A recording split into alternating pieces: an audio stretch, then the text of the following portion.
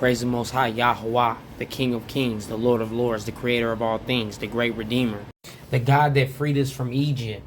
Now, I'm going to explain to you why it's so important that you know about the story of Moses. If you know the story of Moses, then you know that Yahawah, the Lord of Spirits, the Creator of all things, is the one that freed the children of Israel from Egypt.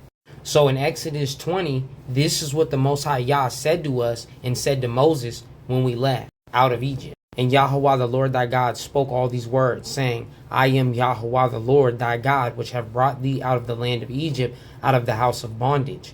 Thou children of Israel shall have no other gods before me. So right there, the Most High Yah is saying, you shall have no other gods before me. You shall only praise me, Yahawah alone. Thou children of Israel shall not make unto the children any graven image or any likeness of anything that is in the heaven above, or that is in the earth beneath, or that is in the waters under the earth. So he said, do not create any god or graven image, okay, out of stone, out of any material. Any god that's made by man's hands is considered a graven image or an idol. Anybody who worships any graven image or idol is committing idolatry, according to the Most High Yahawah's law, statutes, and commandments. Thou shalt not bow down thyself to them, nor serve them. For I, Yahawah the Lord thy God, am a jealous God, visiting the iniquity of the fathers upon the children unto the third and fourth generation of them that hate the Most High Yahawah. Okay? And showing mercy unto thousands of them that love Yahawah and keep his commandments. Thou shalt not take the name of the Lord thy God in vain. For Yahawah the Lord will not hold him guiltless that taketh his name in vain. So if you go and take the Most High Yahawah's name out of his own laws, statutes, and commandments, you have blasphemed the name of the Most High Yah. Remember the Sabbath day to keep it holy. 6 days shalt thou labor and do all thy work, but the seventh day is the Sabbath of Yahawah the Lord thy God. In it thou shalt not do any work, nor thy sons, nor thy daughters, nor thy manservants, nor thy maidservants, nor thy cattle, nor thy stranger within thy gates. For in 6 days Yahawah the Lord made heaven and earth, the sea, and all that in them is, and rested the seventh day. Therefore Yahawah the Lord blessed the Sabbath day and hallowed it. The Sabbath day is Friday night to Saturday night. Honor thy father and thy mother. Okay, so that's if your father and mother is righteous. If they're not righteous and following the law, statutes, and commandments, you have to follow the law, statutes, and commandments and ignore them. That thy days may be long upon the land which Yahawah the Lord thy God giveth the children of Israel. Thou shalt not kill, thou shalt not commit adultery. So it's stating we shall not kill each other. Why are so many brothers bragging about killing their own brothers? Why are the police killing innocent people? Thou shalt not commit adultery. Nowadays, women are sleeping with their man's best friend, or sleeping around with a bunch of different men to acquire money or whatever it is they're trying to get out of those men.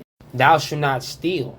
Okay, there's a lot of stealing going on. Okay, they stole this country from the indigenous, which is the so-called African Americans, which are the aboriginals, and the native and indigenous.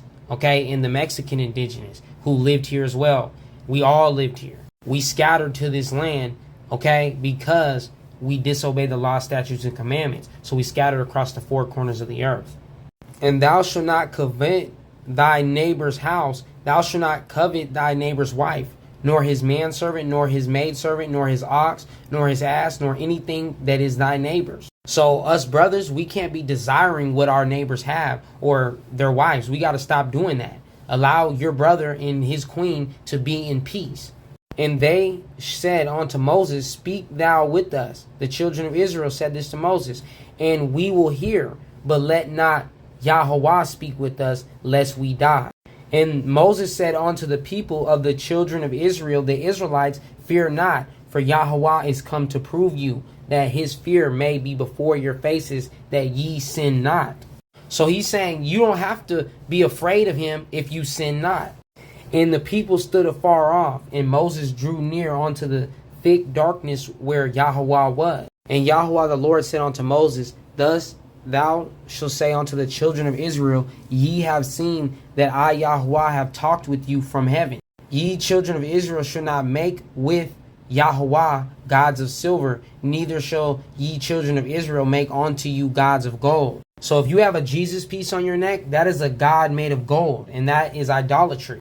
An altar of the earth thou shalt make unto me, Yahawah, and shall sacrifice thereon thy burnt offerings and thy peace offerings, thy sheep and thine oxen in all the places where I, Yahawah, record my name.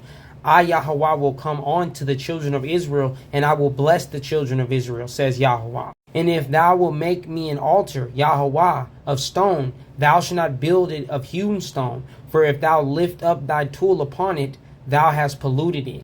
Neither shalt thou go up by steps unto mine altar, and thy nakedness be not discovered therein. Who is the God that gave Moses the tablets of stone? Yahawah. And Yahawah the Lord said unto Moses, come up to me into the mount and be there, and I, Yahawah, will give thee tablets of stone in a law and commandments which I, Yahawah, have written, thou mayest teach them to the children of Israel. And he, Yahawah, gave unto Moses, when he, Yahawah, had made an ending of communicating with Moses upon Mount Sinai, 2 tablets of testimony, tablets of stone written with the finger of Yahawah. So you tell me how a stone made statue that was made by a Roman's hands wrote on the tablets of stone. You can't, because Yahawah is the one who wrote on the tablets of stone and gave them to Moses.